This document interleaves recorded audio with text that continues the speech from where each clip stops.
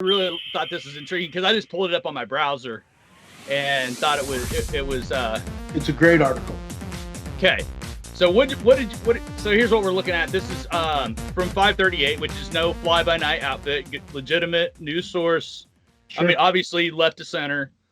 But here's here's just kind of what popped up for me on this was this article. So definitely go check it out. Whatever. Yeah. 538 features Georgia Democrats may have found their way to a Southern strategy, reminiscent of back in the day for, what they might have said Nixon did, which was the Southern strategy and all that stuff. What was your takeaway from it? I think it was just inevitable. It's time coming, it's like we've always had, and I hate to get this into a racial thing, but it's going to go straight there anyway. All right. We've always had white being the voters as being the majority, as getting their vote out to be able to get those white men voted in. And it's happened over and over and over again. And yes, we do have a lot of people of color and women and things now in our government from the bottom all the way to the top. And I think that's wonderful. But we're finally getting to a point where we talked about even 20, 25, 30 years ago about the browning of America, right? And, I wrote down the browning of America, and especially I think what they really showed in this article and what they've shown in Georgia so far is the browning of the voter turnout, because a lot of the people of color and even women didn't vote in our elections because they didn't feel that I don't know, some of them may not have felt that it was their obligation, or maybe they felt intimidated by it, or they didn't care because their husbands voted, or that's from like the 40s or 50s probably coming up. Then 60s, of course, we got a lot of more women voting. Anyway, and then minorities started voting. We had a lot of voter intimidation going on. I don't think we have as much of that right now, and I think that's why we had such a great election in 2020 and such a big turnout too, is because everybody participated. And now because of that, you see the result in Georgia. And I went back and even looked it up. I thought, did Georgia and we talked about the down ticket stuff before. Georgia actually voted for Biden. They voted for their Senate. Both Ossoff and Warnock were the Democratic candidates, but both of them, they didn't win because they have to have more than 50%. That's why we want to run off with both candidates. But both won their respective seats against their opponent, okay? And then in the House, 3 out of 4 of the House representatives in Georgia were Democrats that won. So Georgia was swept by the Democrats. I was really surprised when I looked at it.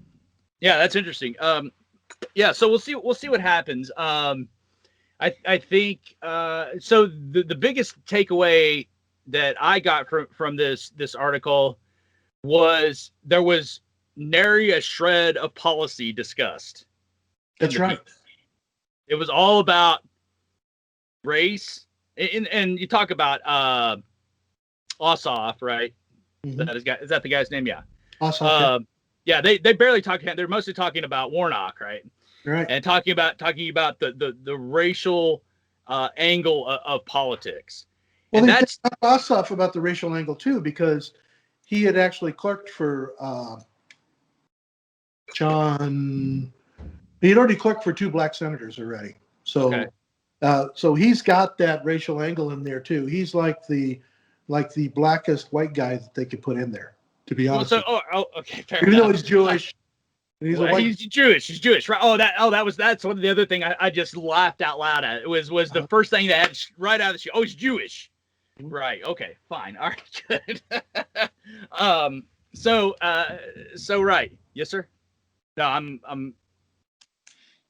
Come here, Isaac. Come here. You want to be on the podcast? No. Yeah. Isaac, come on in, Isaac. I was just saying the washing machine. Why are you telling me about the washing machine? Come be on the podcast. No, it's too late. It's too late. You got to come be on the podcast now. This is Isaac. Yeah, you gotta duck way down. There you go. It's been a long time. Good to see you, buddy. All right, you can go. Okay. Come interrupt the podcast. You got to be on it. Shut the door. Thank you. Now the world's gonna see him. He doesn't even know. Yeah, 100%. Right. We're gonna go viral on that one. He's 6'2", 170 pounds. Holy smokes. Yeah. He wasn't even 6 foot last time I saw him. No, he's 14. He went to the doctor 6'2", 170 pounds, right? He's off the chart for his, I mean, he's not even in the, he's like above the 100 percentile for his Yeah. age. Wow. He's a friggin' mutant. Anyway.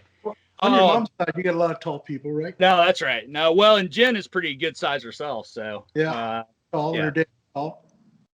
Yeah, I don't know where she gets that height. Her mom and dad are both very, demure folks. Yeah, 5'6", 5'7". Yeah. She got the recessive gene or something for height. Yeah. And the old boy's got it because he's gigantic. He's got huge hands, huge feet, all that. So we can't keep the boy in shoes. Anyway. So back to the Jewish angle. Come on. Right. Yeah. I hear your Jewish angle. Yeah. Well, so right. So if you can, you've got to claim some sort of victimized status. That's important. But this is what I'd want your opinion on. Okay. Is it seems like it's more important, at least definitely on the Democrat side, that you fall into one of these categories in order for you to be qualified for office. In other words, it doesn't matter what Warnock's qualifications are. I mean, does he know anything about the law? Does he know anything about public policy? What exactly are his qualifications? Same thing with Ossoff. What exactly are his qualifications? Huh? Warnock's a pastor. Yeah, and he's a church, right? He's a senior pastor or lead pastor or something like that. That's where Martin King Jr. and Senior were preaching. I can promise you that unless one of these big mega church pastors, these big, if Joel Osteen ran for office, he'd be the last person I'd vote for. I mean, he's a 6,000 person congregation from what I recall. Right. And I'm going to poke at you now because you were telling me about the whole laws created by the Judeo-Christian values and all that. I think he probably knows about those values, and he knows right from wrong.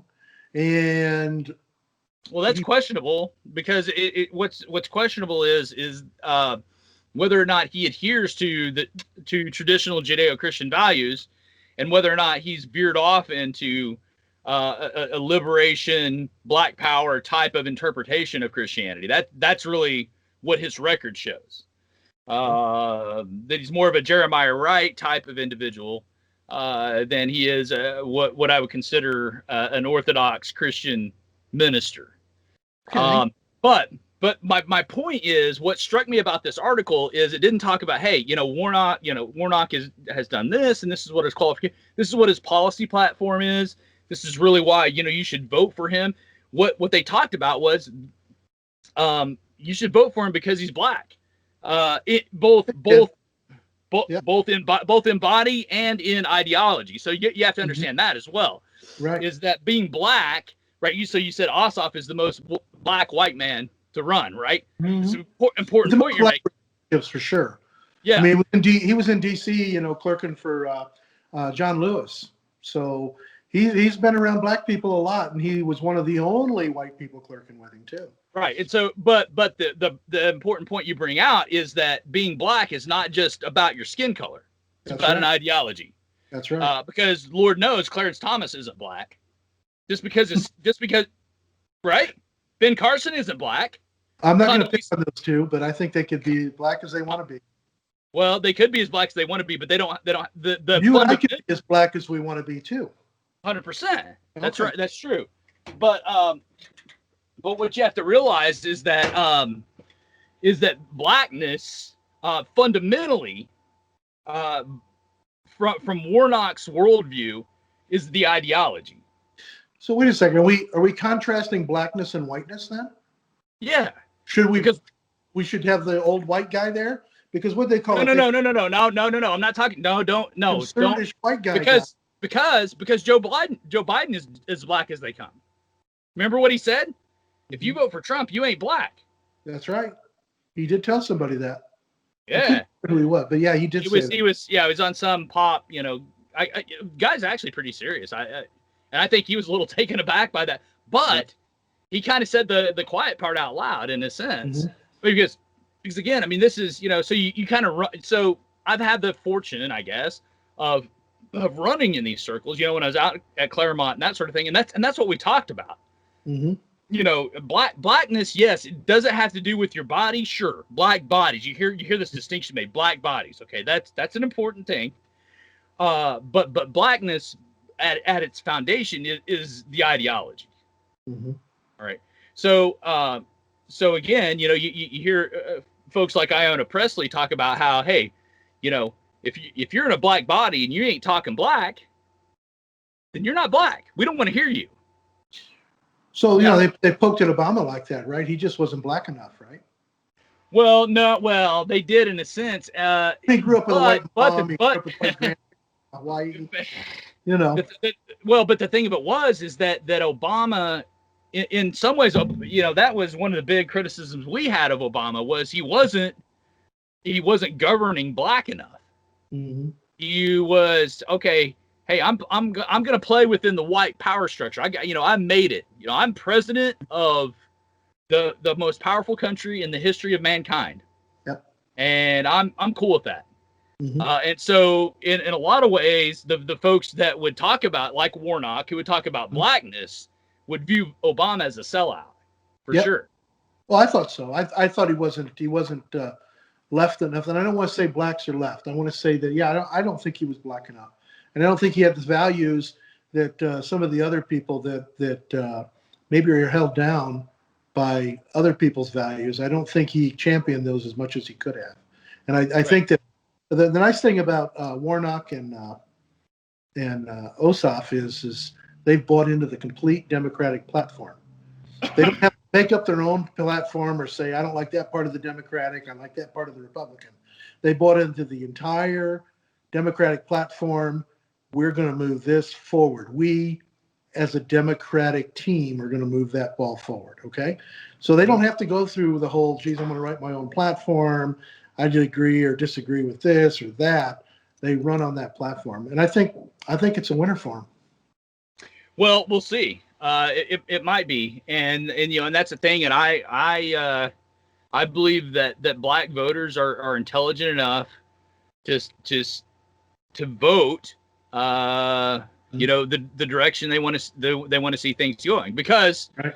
at root the ideology behind quote unquote blackness is are things like the Black Power movement that originated really in the Black Power movement, Black liberation theology, liberation theology in general from the 60s, and has flowered into a movement that where an historical rewrite along the lines of the 1619 Project and Howard Zinn, those sorts of things where we talk about the American. And again, I know you don't like me using this term, but I still think it's an experiment. I think we're still we're just getting our toe in the water on this deal.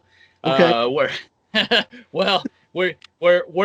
again, I mean, you're not going to be able to point to any other nation state that has ever tried to meld different tribes together to live as. I'm glad you used that. I'm glad you Right. used that, because there's a whole bunch of tribes going on right now. Tribe, age group, and you mentioned the word education too. I think it's beyond just education. Somebody having a degree or diploma or whatever. I think it's actually information and how informed people are now, and whether they're informed through Facebook or Twitter or actually through their education and through other people that they associate with. I think people make a more informed vote than they've probably ever made throughout our history as the United States. In fact, I even wrote this down. I mean, you got the Browning of America, the Browning of turnout, and then you get the education of Georgia. I was surprised to find out. So I was wondering, how educated is Georgia? So 87% of Georgians are high school graduates. And I didn't really expect that, to be honest with you, from the South. I'm not trying to put them down or anything like that, but for some reason I didn't expect that.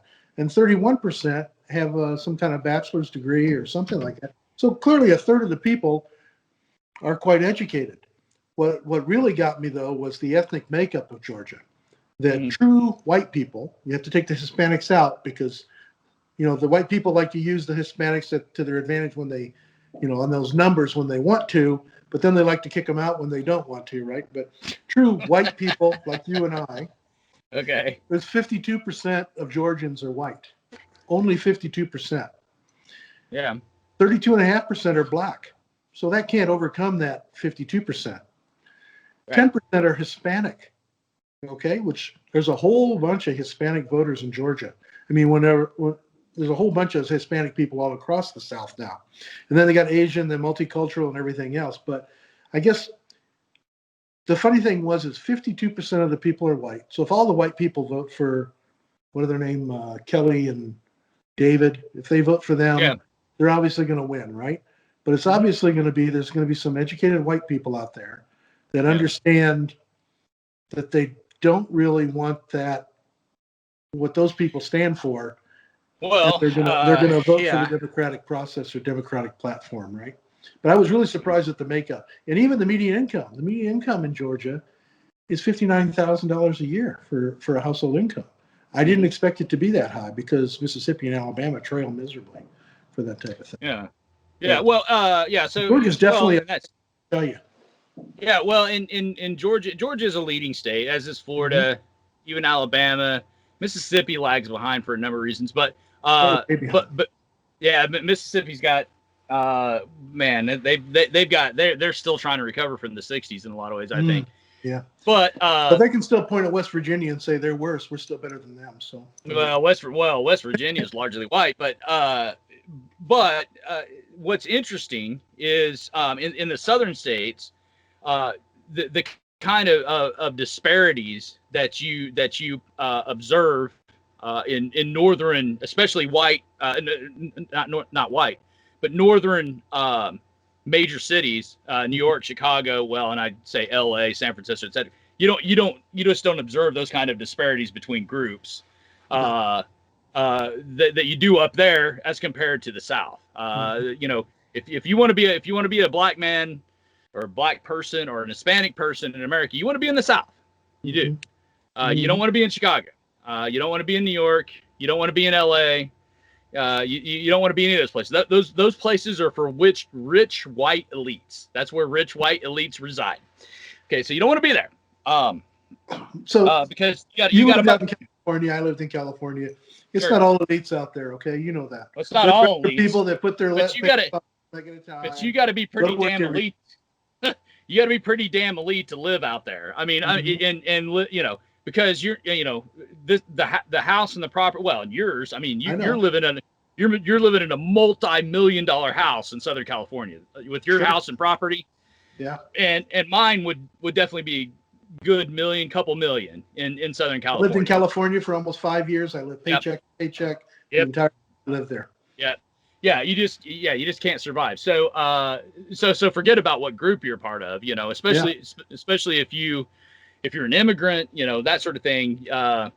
It's very, very difficult. But so what is interesting is what are we shooting for here? Are we shooting for a situation like we've talked about many times in the past, where you get those two seats in Georgia? Is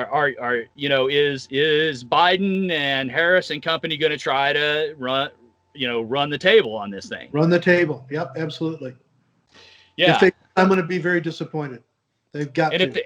Right. And if they do, let's say they do that, and the Democrat platform is in power in perpetuity, is that actually going to benefit those who are currently experiencing the kind of disparities by group that we witness right now in the United States? My contention is no, you won't. What you will see is those groups will be further impoverished, and you will see the prosperity of the United States just collapse. Okay, that's what you'll see. So I look at it this way: which way is it going right now? We've got the elites and we got the billionaires. They're all making more and more money, and the people that don't make that much money, like we were just talking about a minute ago, about the waitresses and things that work, they're making less and less money. Their money's worth less and less. So we got this big gap in between.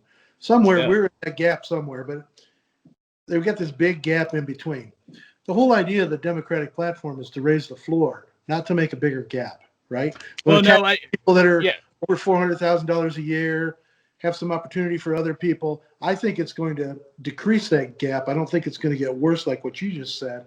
I think that those No, I don't think the gap will get worse. But I think you're wrong when you say the floor will be raised. I don't think that'll happen at all. That's the only way we can do it, because that's what other countries have done in the world. How are you going to raise the floor? First of all, very first thing, $15 an hour minimum wage. People are out there working for $8 an hour as a so if I'm a businessman, especially a small businessman, which employs a good chunk of folks, I'm just going to say, well, I can't afford to pay people $15 an hour. Either I'm going to I'm going to close the doors, or I'm going to fire all my employees, or I'm going to automate. Mm-hmm. So take a big company like McDonald's. There's studies out there, and you can Google them afterwards. If the price of a Big Mac is going to go up by pennies when they start paying their people $15 an hour. They won't pay their people $15 an hour. What they'll do is they'll automate everything. They're already doing that. They're going to do that anyway. Well, they might do that, but you're going to expedite that. So okay, I think the automation out, and let's just say we're going to say company XYZ that's paying their. I'll give you another example. Nursing homes don't use like RNs or something like that in a nursing home. Normally, they have CNAs that come in, which are like the first step of nursing licensing within a state, and they don't pay them hardly anything. It's like the people that ride the people that jump on an ambulance and come out to save your life and revive you from a heart attack. Those guys are making $1 the minimum wage. It's craziness. Why aren't we? Think about the teachers in our world that aren't even making $15 an hour. Well, I don't know if that's happening, but there's a lot of people that aren't making $15 an hour. And if why? Okay, so here's the question: is why $15 an hour? Why not 50? Okay. Why not 100? Yeah, pick a number. Because then about $1,000 $1,000 an hour, right? So you can make it anything you like, but the market will adjust things. That's your capitalism. You know right, that. But you're interfering in the market. That's the problem. You are. And you're going to have to show me an example of when the government has interfered in the market that has redounded to the benefit of the workers. There's not been a single example. Did back in the day. No, not at all. You know why the minimum wage was invented? Why is that? To keep blacks from getting jobs in northern cities. Okay. Go read Thomas Sowell. Google that one up. All right. Well, you don't have to even do that. Read Thomas Sowell, or just study Thomas Sowell a little bit, and he'll lay the whole history out for you. It started in New York City, because you did have a lot of immigrants isn't the right word, but you had a lot of folks moving up to northern cities looking for work who were black. Right. After the Civil War, especially after Reconstruction, the 20s, 30s, 40s on up, they were moving up there, and what was happening was those people, it's just like, the folks coming from South America. They're coming up here. They're willing to work for a lower wage than everybody else. Hey, just give me a chance. I'll bust my rear. I'll work 14 hours a day. You want to pay me $1 an hour? I'm gonna work 14 hours. I'm gonna make my $14, and that's what I'm gonna do. I'm gonna do what I got to do. So that's what a lot of that was happening. And so what they found was that a lot of these new arrivals into particularly the New York metropolitan area, these guys were way more skilled than the white guys that were in the unions. And so the union said, enough of this nonsense. And more ambitious too, probably. But anyway. Yeah, 100%. Right. They would work harder, longer, and they were more skilled. And they would work for a lower wage than the white guy. Yeah. And so the union said, no, we're going to protect our white workers. So what we want you to do, New York City, it started in New York City. We want you to institute and that's where the minimum wage started, is in New York City. We want you to institute a minimum wage, so that and again, racism plays into this because, back in the day when you're in New York, you weren't going to hire a guy for, whatever the going wage was, whatever, $3 an hour, $4 an hour. You weren't going to hire a black guy for that.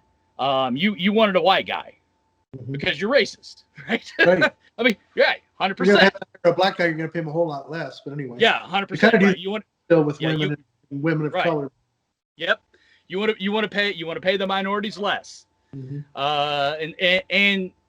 that's generally speaking, and that's why I really love Sol's analysis of just the grand economic landscape of the United States, especially when it relates to race, is the market does not tolerate racism. It does not. Because if you've got a guy that wants to work harder, longer, and is more skilled for less wages, what's the market going to demand? That guy, not the guy who's saying, I'm white, I have less skills, I don't want to work as hard, I'm not as skilled, but I want you to pay me more. That's not what the market demands. That demands a government intervention to say, you have to pay more. And what ends up happening, especially in this day and time with a minimum wage, what are you doing? What you're really doing is you're pricing teenagers out of the market. You're pricing young black men out of the market. In particular, what's that? All teenagers. Well, I would say, yeah, and I would say all teenagers, right? I think they're already out of the market anyway. Last time in some ways they might be. I don't see any teenagers working there. I don't care if you go late night. Like whenever I was a kid, everybody worked at McDonald's. It was like a free for all of 16 to 20-year-olds. And that's the way it should, right? And so not anymore. Well, right, but the reason for that is because even a big outfit like McDonald's is going to say, look, if we have to pay this amount of money to somebody, we're going to hire somebody that is worth that amount of money. Sure. So in a capitalistic. Yeah, I get you. Okay. Yeah. So I don't think a hike in minimum wage is going to solve the problem at all. Now, again, you can equalize things, but you can't raise the floor. What you're gonna do? We got to raise the floor first of all with the minimum wage. We got to raise the floor also with the UBI. It won't work. No, it won't work that. Yeah, but some of that money's got to come from someplace. Yeah. You just can't hand people money for no reason. I got that. The market doesn't work that way. So what you have to do is you have to abandon market economics. But you're making the assumption that the market is working good now. No, the market sucks. Okay, so let's fix it. You can't fix it. There's no fixing it. The market is the market. Okay. It sucks. Yeah, it sucks. It's not great. It creates disparities. It creates inequities. We make changes. Government makes changes in the market all the time. Look, they don't. Every time the government tries to make changes in the market, it never redounds to the benefit of the people that you're trying to benefit. Right. Okay. Never does. There's not one example you can give me. I'm gonna have to look it up because okay. Yeah, that's what I'm telling you. You can't. Yeah, you can't. You cannot study enough Thomas Sowell. You just go read. All right, I just gotta look this up on my phone. That's it. I can't remember. It's disparities. No, sure. You're a Thomas Sowell fan. I just gotta look it up on my Audible here. So the other thing, let's get back to the Warnock thing. Okay. Yep. You've told me already that there's no chance that they're going to win. That Loeffler and Perdue are going to win. So tell me what trait that Loeffler has, why she deserves to be a senator. I mean, she never won an election. She was appointed senator, so she's never won an election. Why does she deserve to be senator so she can fly back and forth on her private plane between Georgia and D.C.? Well, again, because the normal people in Georgia. Right. Pick one at a time. Okay, so all right, so in the broad scheme of things, what I'm looking for, as always, is a mixed government.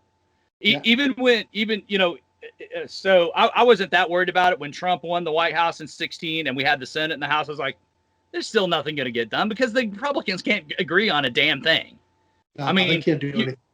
No, they're not going to do anything. So, okay, I'm not worried about the Republicans having it, and that's going to be short-lived anyway. Next midterm comes up, they're going to lose the House. I predicted that the minute it happened, Okay. and it did. Right. And so what I'm always shooting for is a government that's in gridlock. Mhm. That's what I'm always shooting for. Okay. All right. So whatever that means. So she's going to help in gridlock. Is that what you're saying? Yeah, 100%. Yeah.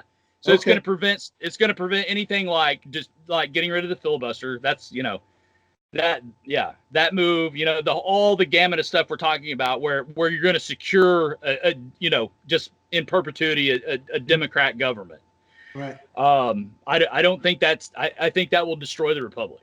So she's not really running on any platform other than just I'm a Trump baby. And I'm going to make sure that the Democrats other than to make sure that the filibuster stays in place in the Senate.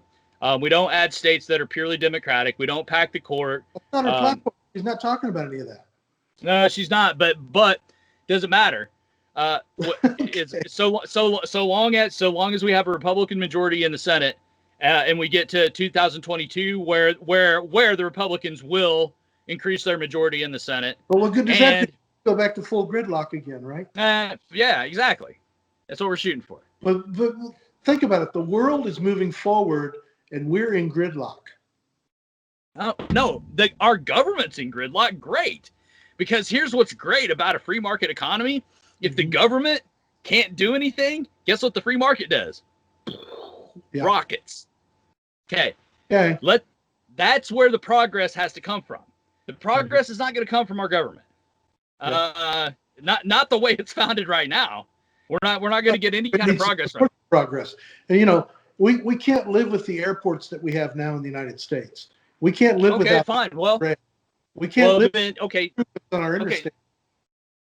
But that's the problem. Right? Is that what a free market produces is prosperity and research. So we everybody's coming here. Why? Because they want to be rich. Everybody's not coming here. That's a fallacy. You know that.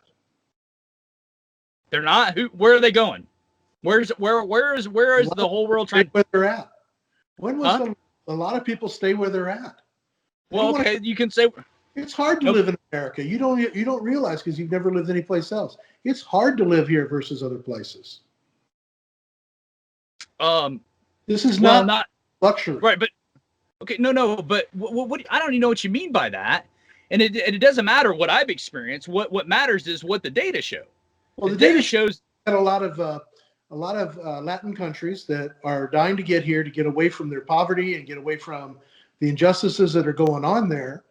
But I challenge you before and other ones so you got those people that are coming here, but what about all the other people? What about all the Asians? And how come we don't have this overrun of Asians, or how come we don't have this overrun of Europeans or Scandinavians or Africans? How come everybody's coming here? You say everybody's coming here. They can get here. They can get here. Well, if you right, there's some here because of they want the business opportunity, family. There's that's the normal population movement around the world. Okay, there's a lot of people that leave here that go to other countries to live too, right? Permanently. Wow. Renounce their own citizenship. Okay. Well, yeah, but that's rare. I mean, that's rare. But rare. Right. So, but what we're talking about is average GDP per individual, per capita, right? And you're not going to be able to go. There's about 4 other countries that if you can get your foot in the door, you might do better. The United States is, I think, 5th in GDP per capita. Everybody knows that they're not going to be an Elon Musk when they come here. No. Nobody is coming here. Listen, Jeff, nobody's coming here to be an Elon Musk. No. People are coming here because the poorest among us, by the world standards, are rich. That's right. Okay. There's no question about it. So remember, you just said it. I agree with that. Okay. The people that are coming here are trying to take the poorest among us jobs because we're rich. But the other people that are making good money that live in other countries in Europe, Scandinavia, Asia, they're not interested in coming here because they still make a great. I agree with that, but if you are lacking an opportunity, and you're looking to make a move, this is a place to come, right?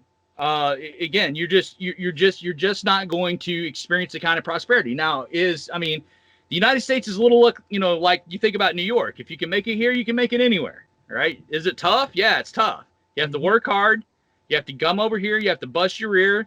Yeah, there's certain rules you have to follow and that sort of thing. And that's what goes on. However, as far as making it places, this is the place to make it. I even tell you about the foreign folks that are coming here. I'll tell you. I'm just.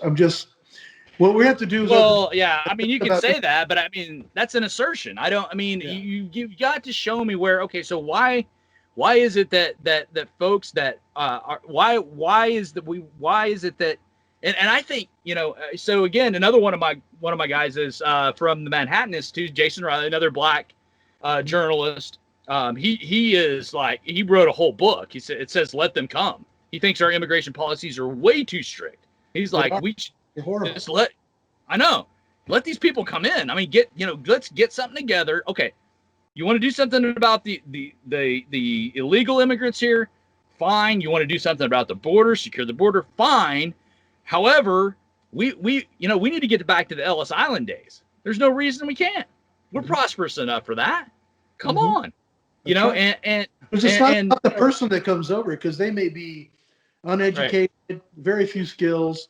It's about their children that then grow up in the United States and then they really make a mark. That's what 100%. has been doing for the last 2 generations, and they've really seen a big increase in what's going on. Right. Well, and again, and I've got there's a couple we're friends with in church that escaped China. Mm-hmm. And I say escaped because they've got a pretty harrowing story how they got out of there. Yeah, it was. It was different. I mean, they're older. No, I've escaped several times. Don't worry, I know. Right. So anyway, but they, that was the thing is, so here you go. Discrimination and disparities. You should read that. Mm-hmm. It's on audiobook. Get it, read it. Thomas Sowell. He talks about how different groups behave. And one interesting point he brings out is there is not very many Asian Americans that are involved. I mean, at a high level in politics. Isn't that? No. It's weird, right? Yeah. But who are? I mean, walk onto any Ivy League campus. Who are you going to run into? First thing, a Korean, somebody from China, somebody from Japan, whatever, somebody from Southeast Asia, whatever. India, 100%. That's who you're going to run into. I mean, these are the people who are like, government. Mm-hmm. Who gives a damn about government? We want to do business here. We want to be a part of this free market thing. And so because of the people that come like that, they want to be part of the free market. The people you were describing before that want to come here to be housekeepers because they're going to be, even their life, even being the poorest among us, is going to be better than where they came from. That's not the people you're describing that are on the Ivy League campuses. Those people have paid hundreds of thousands of dollars to be on those campuses and have been sponsored by their families that have the money to do so. Right? But you're talking about the children of immigrants, right? Mm-hmm. So when you talk about people coming from Latin America, I really do think I hope in the next few generations that you're going to start to see that that sort of thing. What's strange about African Americans is they were brought here by force, and most of the descendants here are descendants of slaves. So it's a weird group. That was a right turn anyway.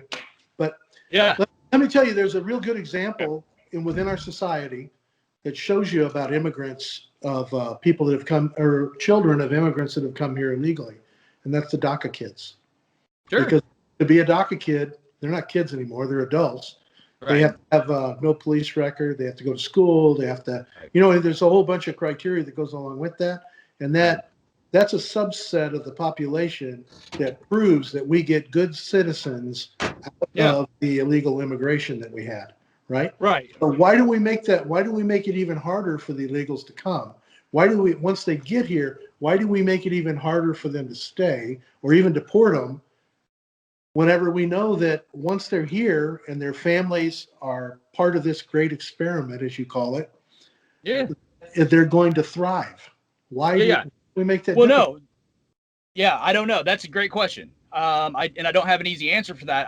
I would dispute that the answer to it is just have open borders. I don't think that's I'm not saying the right open move. borders. I'm saying that Right. Let's have a sensible immigration policy. So it's again, it goes back to my whole thesis, my kind of my libertarian thesis of drugs, guns, and immigration.